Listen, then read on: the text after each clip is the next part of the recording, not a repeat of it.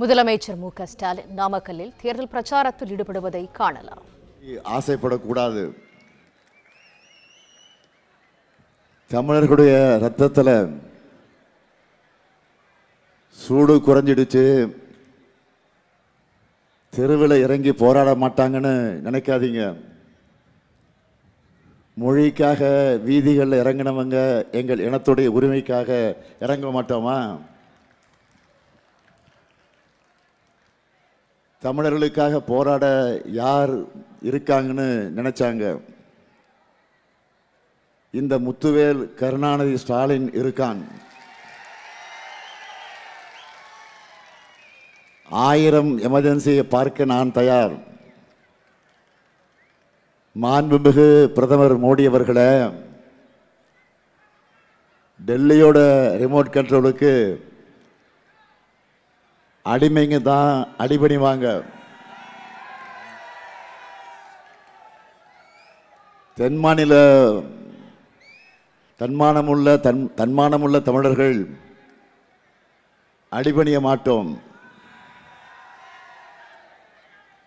தென்மாநில மக்களோட குரலை மதிக்க மாட்டேன்னு இருக்கக்கூடிய ஒன்றிய பாஜகவுடைய கொட்டத்தை அடக்குவோம். மாநிலங்களால் உருவாகி இருக்கக்கூடிய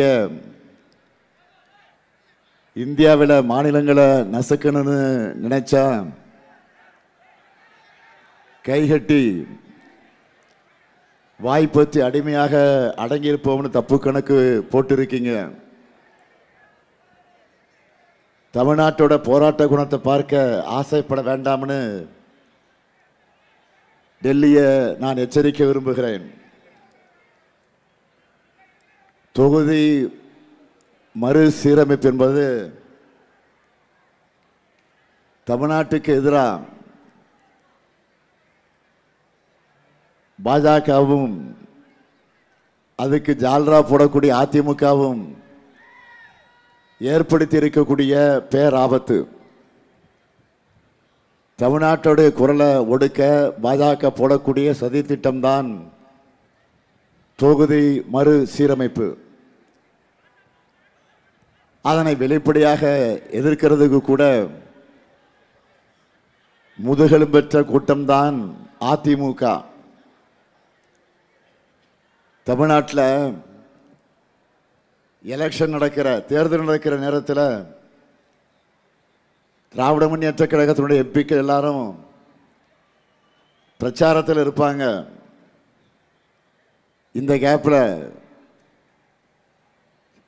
ஸ்பெஷல் செக்ஷனை சிறப்பு கூட்டத்தை கூட்டி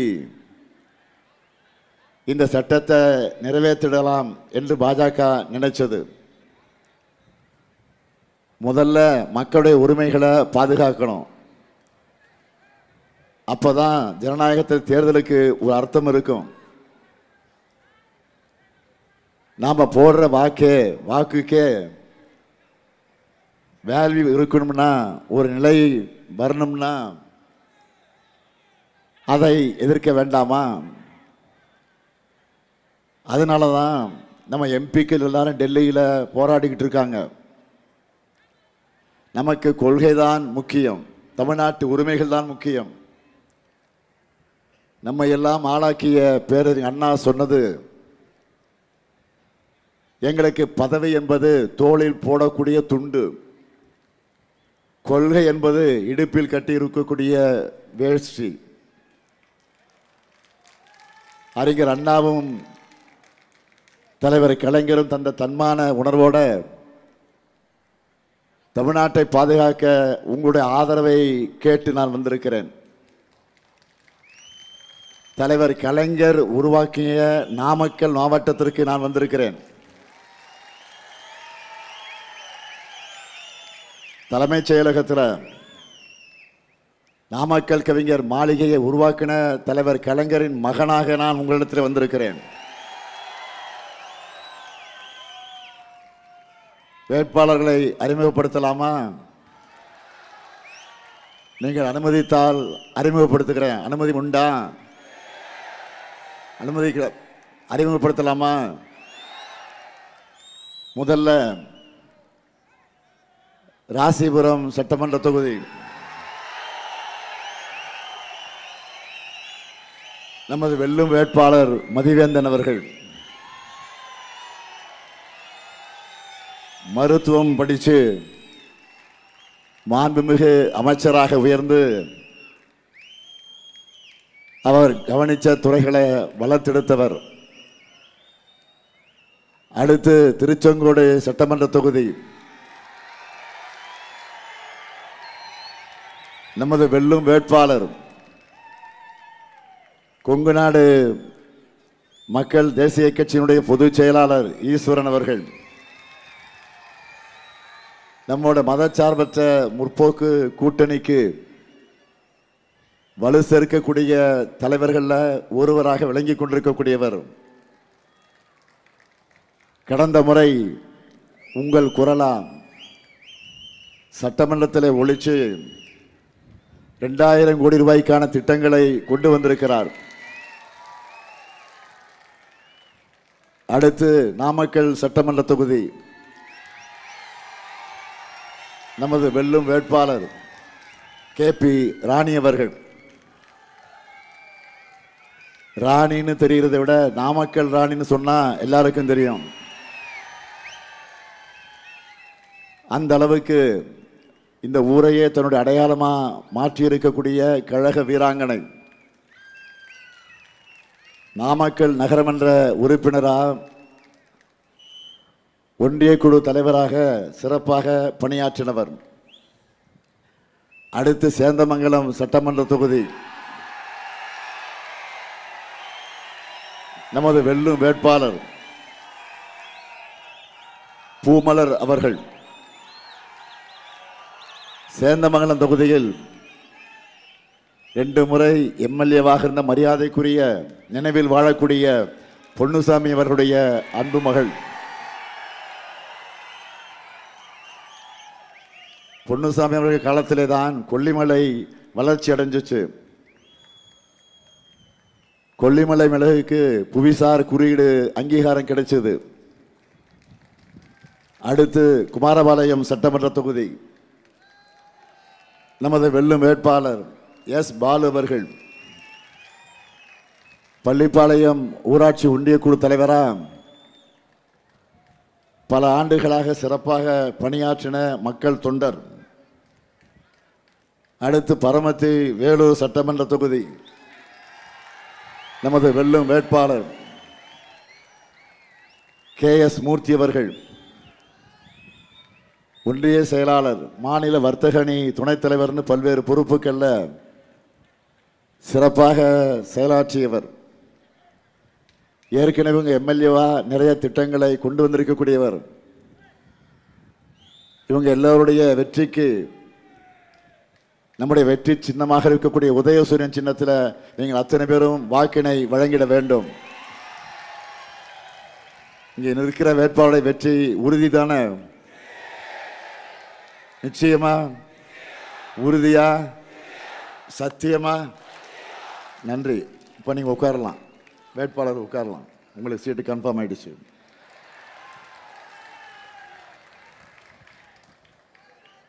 நம்ம திராவிட மாடல் அரசை பொறுத்த வரைக்கும் ஒவ்வொரு மாவட்டத்துக்கும், ஒவ்வொரு வட்டத்துக்கும், ஒவ்வொரு ஊராட்சிக்கும் என்ன தேவைன்னு பார்த்து பார்த்து செஞ்சிருக்கிறோம். இப்படி சிறு குறு நடுத்தர தொழில்கள் சிறந்து விளங்குகிற இந்த நாமக்கல் மாவட்டத்துக்கு நம்முடைய திராவிட மாடல் அரசில் செய்யப்பட்டிருக்கக்கூடிய திட்டங்கள் சிலவற்றை ஹைலைட்ஸாக சொல்லணும்னா, நாமக்கல் நகராட்சி மாநகராட்சியானது ராசிபுரம் கூட்டு குடிநீர் திட்டம், பள்ளிப்பாளையம் ஆலப்பாளையம் படவீடு கூட்டு குடிநீர் திட்டம், மோகனூர் புதிய குடிநீர் திட்டம், ராசிபுரத்தில் புதிய அரசு மாவட்ட மருத்துவமனை, திருச்செங்கோட்டில் புதிய அரசு மாவட்ட தலைமை மருத்துவமனை சித்த மருத்துவமனை கட்டடம், நாமக்கல் அரசு மருத்துவமனையில் புதிய கட்டடம், சேந்தமங்கலத்தில் சார் பதிவாளர் அலுவலக கட்டடம், ராசிபுரம் திருவள்ளூர் கல்லூரியில் புதிய கட்டடம், குமாரபாளையத்தில் வட்டாட்சியர் அலுவலகம், நாமக்கல் அறிவுசார் மையம், தினசரி சந்தை, ஒழுங்குமுறை விற்பனை கூடம், புதிய பேருந்து நிலையம், திருச்செங்கோட்டில் அர்த்தநாரீஸ்வரர் கலைக்கல்லூரி திறப்பு, 92 கோடி ரூபாய் மதிப்பீட்டில் நவீன பால் பண்ணை பால் பதப்படுத்தக்கூடிய ஆலைன்னு ஏராளமாக செஞ்சு தந்திருக்கிறோம். அந்த உரிமையோடும் இன்னும் நிறைய செஞ்சு தர வேண்டும் என்ற உறுதியோடும் தான் உங்களிடத்தில் வாக்கு கேட்க வந்திருக்கிறேன். ஆனால் பழனிசாமி அவர்கள், எதிர்க்கட்சி தலைவர் பழனிசாமி அவர்கள் இப்படி சாதனைகளை பட்டியலிட்டு பேசுகிறாரா? கொஞ்சம் நினைச்சு பாருங்க. 5 ஆண்டுகளுக்கு முன்னாடி என்ன நிலைமை இருந்துச்சு? அலங்கோலத்துக்கும் அவலத்துக்கும் எடுத்துக்காட்டா ஒரு ஆட்சியை பழனிசாமி நடத்திட்டு இருந்தார். குட்காவில் ஆரம்பிச்சு நெடுஞ்சாலை வரைக்கும் ஊழல்கள், முறைகேடுகள், கூவத்தூர் தொடங்கி குடநாடு கொலை வரைக்கும் விலகாத மர்மங்கள், தூத்துக்குடி துப்பாக்கி சுடு முதல் பக்கத்தில் இருக்கிற பொள்ளாச்சி பாலியல் கொடுமைகள் வரைக்கும் மக்கள் கதறல்கள். பழனிசாமி ஆட்சியில் எதிலும் கலெக்ஷன், எல்லாத்திலையும் கரப்ஷன், எதுக்கு எடுத்தாலும் கமிஷன். வள்ளுவருக்கு காவி பூசினாலும் கப்சிப், எம்ஜிஆருக்கு காவி பூசினாலும் கப்சிப். இதுதான் பழனிசாமியுடைய ஆட்சியின் நிலைமை. அதிமுக ஆட்சியே இவ்வளவு கேவலமாக இருந்துச்சுன்னா என்டிஏ ஆட்சின்னு பாஜக தமிழ்நாட்டில் மொத்தமாக ஆட்டம் போட ஆரம்பித்தா என்ன ஆகும்? மதவாதம் தலை தூக்கும், கலவரங்கள் உண்டாகும், மக்கள் பிளவுபடுவாங்க, மாநில உரிமைகள் பறிக்கப்படும், குலக்கல்வியை கொண்டு வருவாங்க. பெருந்தலைவர் காமராஜர், பேரறிஞர் அண்ணா, முத்தமிழர் கலைஞர் ஆகியோர் உருவாக்கின இந்த நவீன தமிழ்நாட்டை வளர்ச்சியை நாசப்படுத்திடுவாங்க. இளைஞர்களின் வேலைவாய்ப்பை பறிப்பாங்க. பிற்படுத்தப்பட்டோர், மிகவும் பிற்படுத்தப்பட்டோர், ஆதி திராவிடர், பழங்குடியினரோட இடஒதுக்கீட்டை பறிப்பாங்க. சிறுபான்மையினருக்கான இடஒதுக்கீட்டை மகாராஷ்டிரா பாணியில் ரத்து செய்வாங்க. தமிழை சிதைக்க இந்தியை திணிப்பாங்க. ஏன்?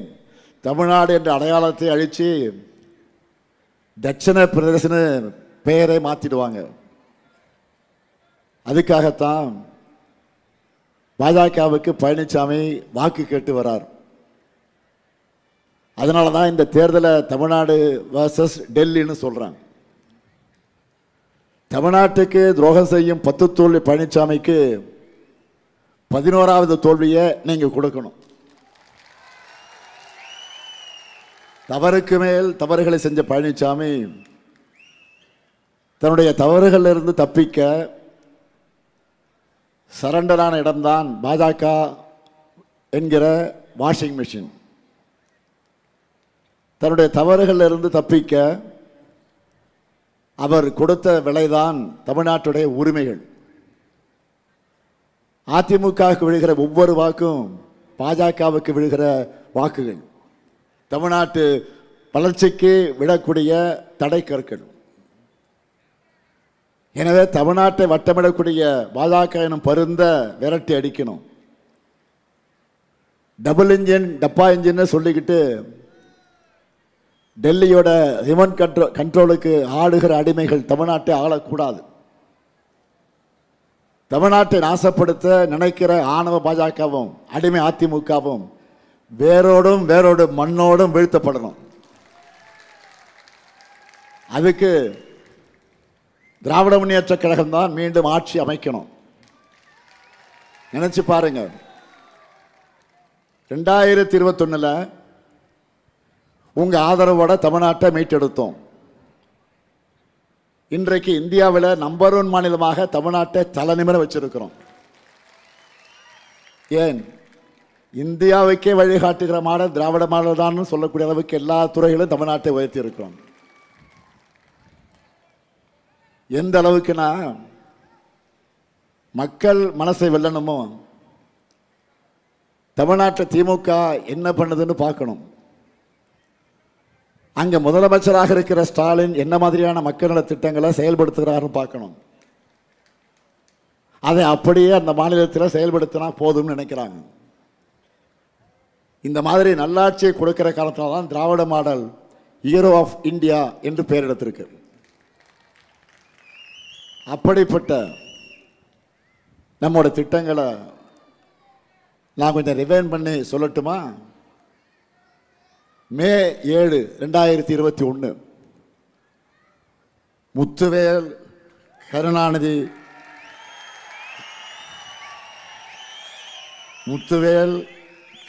என்னும் ஸ்டாலின் என்னும் நான்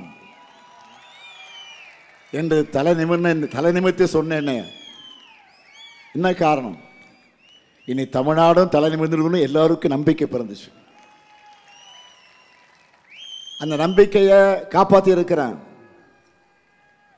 முதல் நாள் முதல் கையெழுத்திலேயே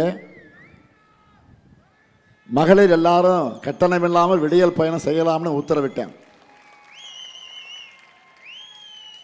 அதைத் தொடர்ந்து திராவிட மாடல் ஆட்சியில் செய்யப்பட்டிருக்கக்கூடிய திட்டங்களை தலைப்புச் செய்திகளாக நான் சொல்ல விரும்புகிறேன். 1,31,00,000 மகளிருக்கு ஒவ்வொரு மாதமும் 1,000 ரூபாயை வழங்கி கொண்டிருக்கிறோம். கலைஞர் மகளிர் உரிமை திட்டம். இனி உங்களுடைய உரிமை தொகை நாம் ஆட்சிக்கு வந்ததற்கு பிறகு 1000 அல்ல 2,000 ரூபாயாக உயரப்போகுது. அரசு பள்ளியில் படித்து காலேஜ் போகிற மாணவ மாணவிகளுக்கு 1000 ரூபாய் வழங்கக்கூடிய புதுமை பெண் மற்றும் தமிழ் புதல்வன் திட்டம். இனி இந்த தொகை 1,500 ரூபாயாக உயரப்போகுது. 19 லட்சம் பள்ளி மாணவர்கள் சூடா சுவையா சத்தான உணவை வழங்குகிற காலை உணவு திட்டம். இந்த திட்டம் இப்போ 5ஆம் வகுப்பு வரை 2.0 ஆட்சி வந்ததற்கு பிறகு 8ஆம் வகுப்பு வரை விரிவாக்கம் செய்ய போறோம். பல லட்சம் உயிர்களை பாதுகாக்கக்கூடிய மக்களை தேடி மருத்துவம். விபத்தில் சிக்கி உயிருக்கு போராடின 10,000 பேரோட உயிர்களையும் குடும்பங்களையும் காப்பாற்றிய இன்னுயிர் காப்போம் நம்மை காக்கும் 48. பாதம் பாதுகாப்போம் இதயம் காப்போம் சிறுநீரக பாதுகாப்பு திட்டம். ஒன்றிய அரசை பின்பற்ற போறதா சொல்லி இருக்கக்கூடிய தோழி விடுதி. ஸ்டார்ட் அப் தமிழ்நாடு, அண்ணல் அம்பேத்கர் தொழில் முன்னோடிகள் திட்டம், கலைஞர் கனவு இல்லம். இப்படி நாள் முழுக்க என்னால் பட்டியலிட முடியும்.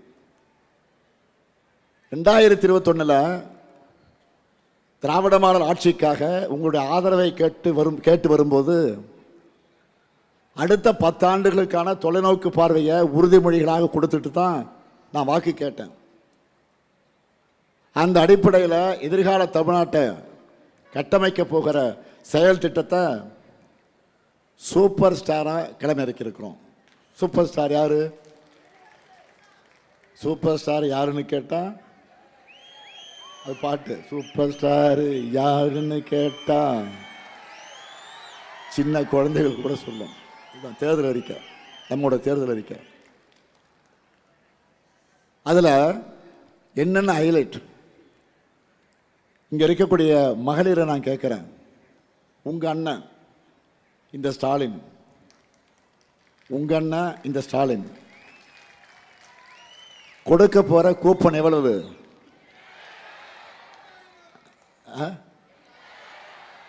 8,000. கரெக்டா? மகளிர்லாம் இப்போவே வீட்டுக்கு என்ன புது பொருள் வாங்கலாம்னு டிஸ்கஸ் பண்ண ஆரம்பிச்சிட்டாங்க இல்லையா? எவ்வளவு இந்த கூப்பனை வச்சு உங்களுக்கு தேவைப்படுகிற வீட்டு உபயோக பொருளை புதுசாகவும் வாங்கிக்கலாம், இல்லைன்னா பழைய பொருளையும் பண்ணி புது பொருளை வாங்கிக்கலாம். உங்களுக்கு பிடிச்ச கடையில் உங்களுக்கு பிடிச்ச பிராண்டை வாங்கிக்கலாம். தயவுசெய்து வீட்டுக்காரனை கேட்டுறாதீங்க, குழப்பிடுவாங்க உங்களை. ஏதாவது பிரச்சனை பண்ணிடுவாங்க. ஏதாவது பிரச்சனைனா அந்த அண்ணன்ட்ட சொல்லுங்க, நான் பார்த்துக்கிறேன். அடுத்து 20 லட்சத்திற்கு மேற்பட்ட அதிகமான உழவர்கள் பயன்பெறக்கூடிய வகையில் நவீன மின்சார பம்பு செட்டுகளை வழங்க போகிறோம். உயர்கல்வி படித்து முடித்த 5 லட்சம் இளைஞர்கள் வேலைவாய்ப்பு பெறக்கூடிய வகையில் நான் முதல்வன் திட்டத்தில் 1500 ரூபாய் உதவித்தொகையோட 6 மாதம் பயிற்சி வழங்க போகிறோம். பால் கொள்முதலில் லிட்டர் ஒன்றுக்கு 5 ரூபாய் உயர்த்தி வழங்கப்படும். முதியோர் உதவித்தொகை 1200 ரூபாயிலிருந்து 2000 ரூபாய்க்கு உயர்த்தப்படும். கலைஞர் கனவு இல்லம் உள்ளிட்ட திட்டங்கள் மூலமாக வீடற்ற ஏழைகளுக்கு அடுத்த 5 வருஷத்தில் 10 லட்சம் வீடுகள் கட்டித்தரப்படும். மேற்கு மாவட்டங்களில் தொழில் மற்றும் வேளாண் வளர்ச்சியை அடுத்த கட்டத்துக்கு கொண்டு செல்ல 2000 கோடி ரூபாயில் சிறப்பு தொழில் வளர்ச்சி திட்டம். நாமக்கல்ல ஜவுளி குழுமம்னு ஏராளமான திட்டங்களை அறிவிச்சிருக்கிறோம். நாங்கள் சொன்னதை செய்வோம். இப்படி நாட்டு மக்களுக்கு நல்லதை செய்யணும்னு தொலைநோக்கு பார்வையோட நாம் செயல்பட்டு கொண்டிருந்தா எப்படியெல்லாம் பின்னோக்கி இழுக்கலான்னு பாஜக சதி திட்டம் போடுது. தெற்கு மறுபடியும் தேயணும்னு பாஜக உருவாக்கி இருக்கக்கூடிய லேட்டஸ்ட் பிளான் தான் இந்த தொகுதி மறுசீரமைப்பு. தொகுதி மறுசீரமைப்பு அநீதிக்கு எதிராக நாம் நடத்திட்டு இருக்கிறது போராட்டம் இல்லை, போர். போர்கள் ஒன்றும் தமிழ்நாட்டுக்கு புதுசு இல்லை. முதல்ல சமூக நீதி போர். இடஒதுக்கீட்டுக்கு ஆபத்து வந்தப்போ இந்திய அரசியலமைப்பு சட்டத்தை முதல்ல திருத்த வச்சது தமிழ்நாடு தான். அடுத்து மொழி போர். தாய் கொடுத்த உயிரை தாய்மொழிக்கு தந்த கட்டாய இந்திய விரட்டிய வீரம் சுரிந்த வரலாற்றுக்கு சொந்தமன் நம்முடைய தமிழ்நாடு. இந்த போர்ல தான் நேருவினுடைய உறுதிமொழியும் வந்துச்சு. பேரறிஞர் அண்ணாவுடைய இருமொழி கொள்கையும் உருவாக்கினார். இப்போது நடக்கிறது தமிழ்நாட்டோட அரசியல் உரிமைக்கான போர். ஏன் இந்த போர்னா, இந்திய விடுதலைக்கு பிறகு இந்திய நாட்டில் பசியும் வறுமையும் அதிகமாகி இருக்கு. இதை சரி செய்யணும்னா மக்கள் தொகையை கட்டுப்படுத்தணும்னு சொன்னாங்க. அதில் இருக்கக்கூடிய நியாயத்தை உணர்ந்து நாட்டோட முன்னேற்றத்தையும் தேச நலனையும் மனசில் வச்சுக்கிட்டு நம்ம தமிழ்நாடு மட்டும் இல்லை, தமிழ்நாடு இன்னும் பல மாநிலங்களும் குடும்ப கட்டுப்பாட்டு திட்டத்தை முறையாக செயல்படுத்தணும். இப்போ என்னடான்னா, உங்கள் மாநிலத்து மக்கள் தொகைக்கு ஏற்ற மாதிரி தொகுதி மறுசீரமைப்பு செய்ய போகிறோன்னு சொல்கிறாங்க. உண்மை என்னன்னா, இதே காலகட்டத்தில் மக்கள் தொகையை கட்டுப்படுத்தாமல் இருக்கிற சில மாநிலங்களுக்கு தான் விகிதாச்சாரப்படி அதிக இடம் கிடைக்குது. புரிகிற மாதிரி சொல்லணும்னா,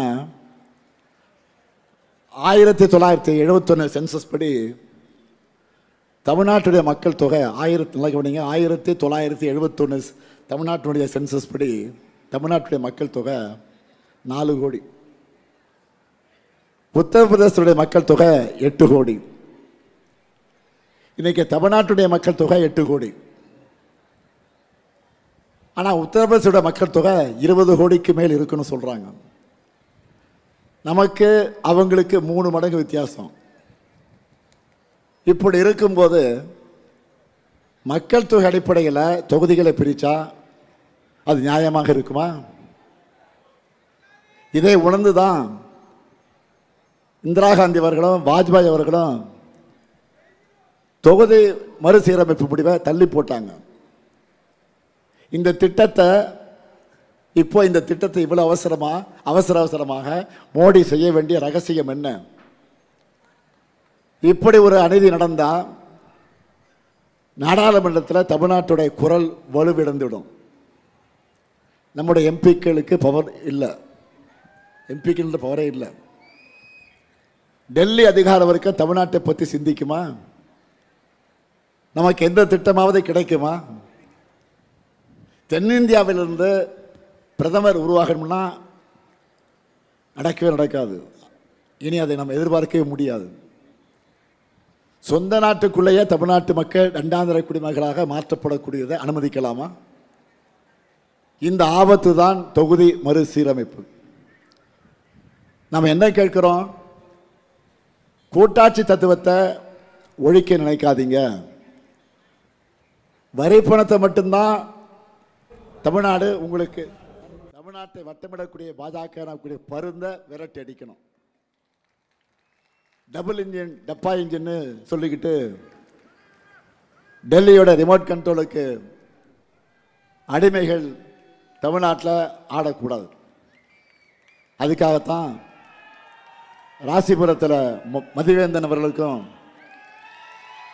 திருச்செங்கோட்டில் ஈஸ்வரன் அவர்களுக்கும் நாமக்கல்ல ராணி அவர்களுக்கும் சேந்தமங்கலத்தில் பூமலர் அவர்களுக்கும் குமாரபாளையத்தில் எஸ் பாலு அவர்களுக்கும் பரமத்தி வேலூரில் மூர்த்தி அவர்களுக்கும் உதயசூரியன் சின்னத்தில் வாக்களிக்கணும்னு கேட்டுக்கிறேன். தமிழ்நாடு முழுக்க முட்டை சப்ளைலாம் நாமக்கல் தான் இல்லையா? அப்படிப்பட்ட நீங்கள் என்டிஏ தமிழ்நாட்டுக்கு விரோதமான கூட்டணிக்கு நாமக்கல்ல பெரிய முட்டையா போட்டு அனுப்பணும். மீண்டும் சொல்றேன், தமிழ்நாடு அணியா டெல்லி அணியா என்ற இந்த ஜனநாயக போரில் அரசியல் வெறுப்புகளுக்கு அப்பாற்பட்டு நம்முடைய தாய் தமிழ்நாட்டை காக்க அனைவரும் திமுக தலைமையிலான மதச்சார்பற்ற கூட்டணியை ஆதரிக்க வேண்டும் என்று கலைஞரின் மகனா கேட்கிறேன். அடுத்து அமையவுள்ள நம்ம திராவிட மாடல் 2.0 ஆட்சியில் எங்கள் சாதனைகளை நாங்களே முறியடிப்போம்.